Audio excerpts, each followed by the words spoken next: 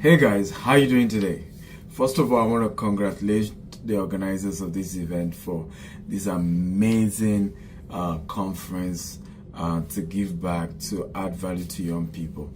I really would have loved to be there with you in person, but we're organizing our Cameroon retreat for CEOs of businesses who are mentees of mine, and it's been an amazing event we've been having in Cameroon. But today I've been asked to share with you guys on understanding investment and financial intelligence. Okay, so if you're financially intelligent, it definitely means you understand investment. So I will probably just go with understanding investment, which ultimately then leads to financial intelligence. Let me start with my story. So I was born, my mother was a civil servant, my father was business at Kola before I was born. And so I remember going with my mom to borrow money to send me to school, to pay my tuition fee. And I used to be very upset. You know, I kept asking my mom, why are we poor? Why are we having to borrow money from sometimes her junior in terms of ranking, but she had 5 children. And you know, my father's business crumbled, so she practically has to be financially responsible for all of us. And she kept telling me it was more about education, and that assuming she had a college degree, because she only had secondary school, what we call secondary school in Nigeria, and then she started working and encouraged me to say, get a degree. If you get a degree, you get a good job and your life will be good. Thank God that I didn't rely on just that. I found myself reading the book Read That Poor Dad at about 18, age 17, 18. And that taught me a total different thing from what my mother told me. Right? The book said that, you know, education, formal education has nothing to do with my financial freedom, and that I needed to understand the difference between asset and liabilities. I said, okay. And that, you know, just took me a different path. And I remember being almost on a crossroad at some point in my life. And I said, you know what? I'm going to go to school. I will do everything to get this degree. Eventually, it took me 8 years instead of 5 years. But I also do business so that if for any reason I don't get a job, by the time I finish in the university, I will be able to create a job, not just for myself, but for a lot of people.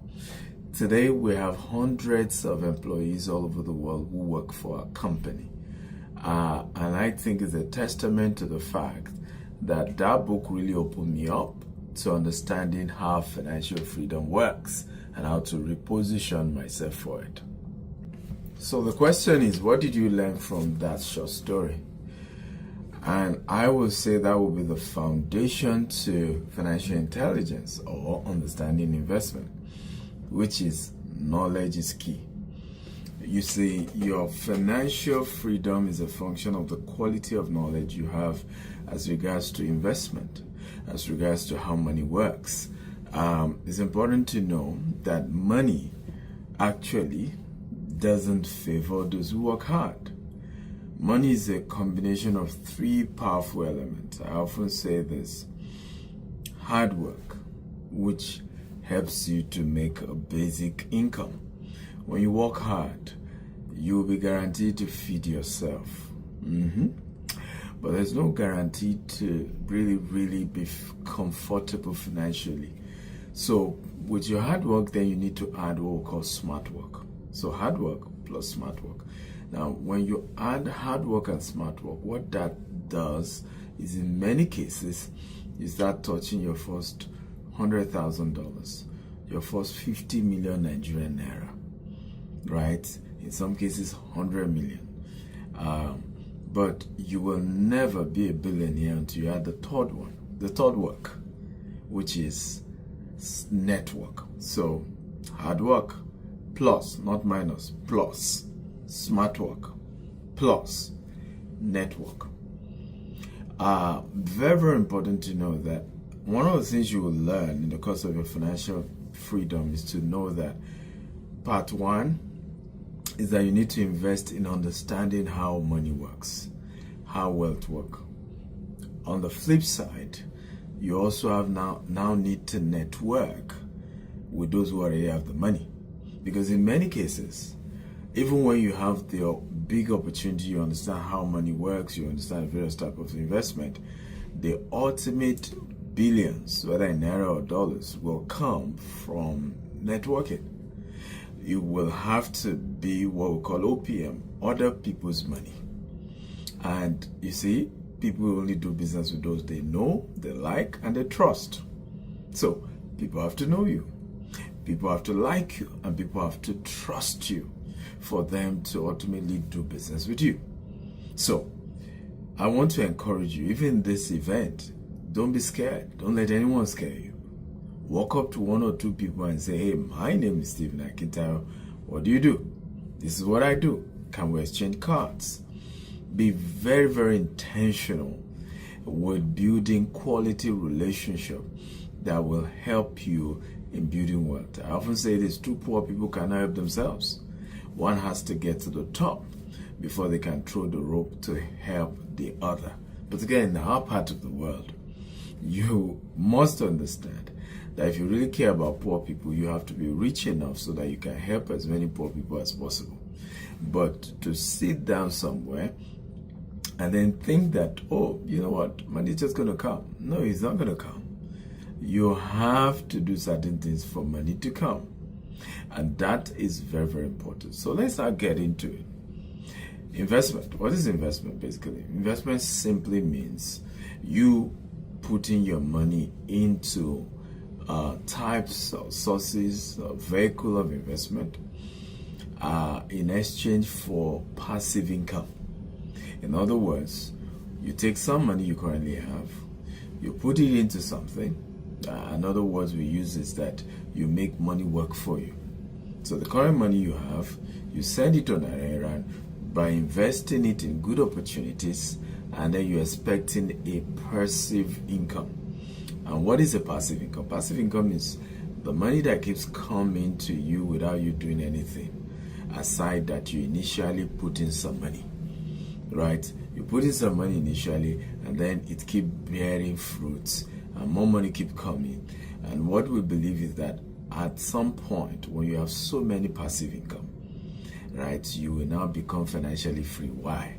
Because those investments you've done will keep bringing money consistently, that even if you don't do any work at all, you will be financially free. And at that point is when you begin to enjoy life. I'm there now, and I'm working to even be bigger in it, where I work because I enjoy work. Sometimes people see me and they are pitying me. I'm like, don't pity me. I'm having the best time of my life. Okay? So at that point, you're able to work, not because, if I don't work, I'm not going to make money, I'm going to be poor. No, you're doing because you have fun, you enjoy working, you enjoy adding value to humanity, you enjoy, contributing to the society, but not because if you don't do it, you are going to be hungry. Anytime you are having to work for money, it is modern slavery. God didn't design it that way. You're supposed to work for passion. You're supposed to work for joy. You're supposed to work for fulfillment. Okay? Not to labor just for money. Okay? And this is not to tell you don't work hard. I'm one of the hard workers you ever meet in your life. I can assure you that. Hard work is good. Hard work is important. But that's not necessarily what brings financial freedom. It will make sure you're not hungry, but it's not going to bring financial freedom. So you have to then learn, how do I invest? Where do I invest? What are the opportunities to leverage on? So I'm going to share with you 3 categories, types of investment. One is called high-risk investment. So high-risk investment, you're looking at crypto. You're looking at Forex, right? What they do basically, this kind of investment gives you over 25% return on investment every year. Some give you 50%, some give you 100%, some even give you way more, particularly if you're an active trader. And so, but the point, high risk, it means you can lose it all the same way you can make so much. So I know some of you are asking, Dr. Steven, do you mean I should not do high risk type of investment? My answer is no, you can do it, but don't put all your eggs in that basket. Divide your money into three. A portion you put into high risk, and as soon as the high risk brings good returns, withdraw it and put it into some safer types of investment like mid-risk investment. So what are some of the examples of mid-risk investment? Real estate, which is what I do. I love real estate, right? It's mid-risk. No matter what, yeah, the economy may crumble a bit, but it's going to come back up. You don't have a situation where you lose everything you've worked for. If you do it smart, remember all of these things, whether high, whether mid, whether low, require what I shared earlier. Knowledge, investment in the knowledge. That's the beginning. That's the foundation. Don't forget that. So, mid-risk. So real estate is a mid-risk. Buying shares of Fortune 500 companies is a mid-risk. You buy shares of Tesla, of Nvidia, of Microsoft, of Google. Those are mid-risk investments, right? Google is going nowhere, right? It's not ever going to crash and then, go to zero. Nope. At least not for this century. So those are example mutual funds. These are examples of mid-risk investments that you can do. And then again, we then have the low-risk investment like insurance, and sometimes people don't know that they are life insurance, right? Every insurance is not dying before you make money. There are insurance opportunities where you can withdraw while you are alive. And you can even withdraw and invest what you withdraw. And if anything still happens, you still have the major money down there, and you can still earn so much while you're alive. Try those type of insurance. Okay, bonds are example of low risk investments. Okay, so get the knowledge across these three categories and try to understand them, understand how they work, and then divide your investment budget into this tree. I hope this makes sense. Okay, now the question I know somebody watching this is saying, but Dr. Steven, I don't even have money at all. I'm watching you right now. I'm a young man, I don't have money, and then you're telling me about, I should invest in high risk, mid risk, low risk. Where do I start from? Very good question. So how did I get started? My first move was I got knowledge. I prioritized knowledge. And I'll tell you why this is important. Even when you are face to face with people who have the money to invest, remember we talked about scaling your business, scaling your investment, you will still have to use other people's money, right? Meaning, even with this, your private investment you're doing, at some point you're good at it and able to encourage people to say, hey, invest with me. I'll give you a portion of my profit because I've figured out a way to invest money and get good returns. So you will have to do that. The same thing with business. When we start a real estate company, at some point I realized, hey, we need to start talking to people to invest with us. And then I give them a portion of the profit we're making. Right now, we're on a $200 million project in the US. And I'm raising a lot of that money. Right, at the moment I'm raising over $60 million of that, and the rest I'm getting from institutional investors. And I'm saying to people, hey, come invest, give you good returns, build credibility over the years. So ultimately nobody really gets big without leveraging on other people's money, which is OPM. So that's very clear. But nobody will give you their money, guys. And same thing with OPT. Nobody gives you their time if they don't think you're very, very knowledgeable about what you're doing. Nobody will do that, right? I'm not going to give you my money if when we're talking, I cannot sense that you're exceptionally gifted. You understand the business. You get it. I already can see my money bringing returns. I will not do that. The reason why people risk their money with me, millions of dollars. I get people call our office, I'll invest $1 million, I'll invest $500,000, I'll invest $100,000 like that. But the reason they're doing that is they know Dr. Steven has built credibility in this business. He understands how real estate works, and I'm sure when I give him my money, I will get good returns. So you must work hard on that. The knowledge, I call it knowledge equity, right? Sometimes we're just saying, I need capital. Sometimes it's knowledge capital you need. You really, really need the knowledge capital. Now, having gotten the knowledge capital and you're really experienced about it, now you can then move to either of these two. In some cases, you then still need an opportunity to work under a mentor, right, for a year or two, right? So look for somebody who really, really is good with investment. They understand how it works, and tell them, I'm willing to work. You don't even need to pay me, but I want to work. Now, in some cases, you don't need to work because you probably already have some money. And so ask them, do you have a coaching program? Even when they say they don't have a coaching program, then package gifts to gain access to them. Okay? And get closer, attend their conferences over and over again until they take notice of you, and then bring you closer. And then you begin to leverage on a few things with them. Number one, you now have a one-on-one mentor where you can say, sir, I've learned about, for example, real estate, and I'm trying to put my money into this particular type of real estate. What do you say? How do you think I should go about it? And because you built relationship, because you're also not parasitic, you didn't just see them at a conference and help me. Everybody tells them the same thing, but you found a way to penetrate into them, win their heart, help them see you as somebody who is not selfish. It's a win-win relationship you're looking for. You want to learn, but you also are grateful to generously reward the time and energy they contribute to you. Very important. Most of our mentors, that's how I got close to them. I started sending them gifts. Some of them were scared. Some of them were wondering what am I trying to do? Right? Because they knew they were richer than me, and they were wondering, so what's this guy trying to do? And I kept doing it over and over and over again. Some of them, it took them 3 years before they got comfortable with me. Some 5 years before they got comfortable. In fact, some 20 years before they knew I existed. They were excited hearing my story and how they've influenced my life.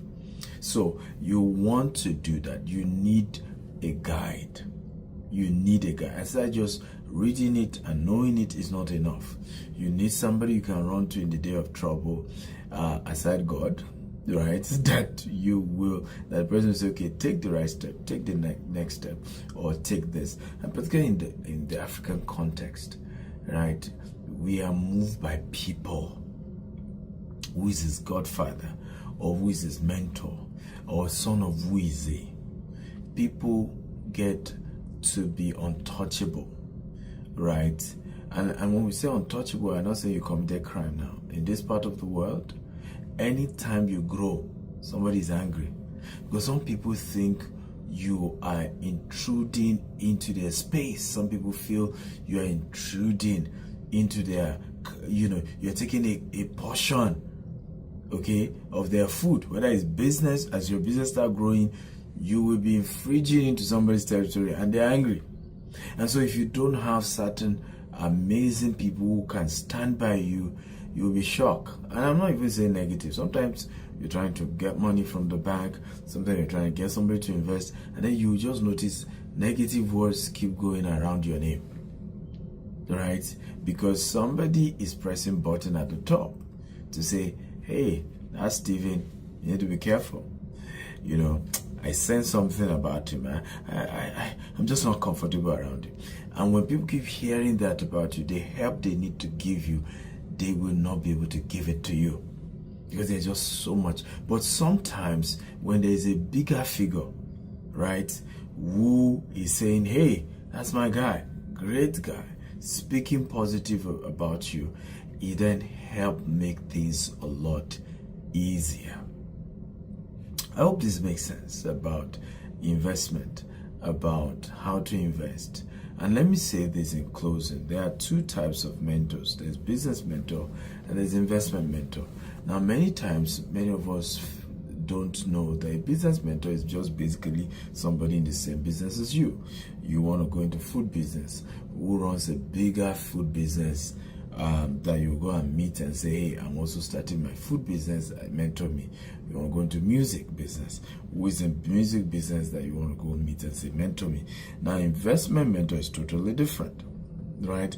An investment mentor is somebody who can say, like my story, I started my business with just 1,000 naira, $10, 16 years ago. I've built hundreds of millions of dollars in real estate portfolio under our management all over the world, right? And so that qualifies to be an investment mentor, somebody who has turned 1 naira to 1 million, right? $10,000, you know, to $1 million. Those people can tell you, oh, you know what? Put your money into this, right? Put a portion of your money into this one.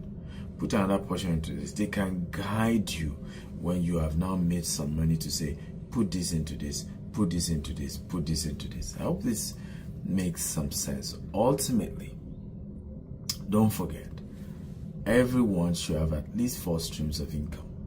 Having just one source of income does not make sense. You need to have multiple streams. So what I've done, I'm attaching to this video a QR code where you can download one of my books for free that further explains how real estate investment works. And also, for some of you who want to invest in the US real estate market, I have a video also attached to the QR code. You can scan it and it gives you further explanation about investment in real estate and so on and so forth. But hey, that's my time. I wish we have more time to go further.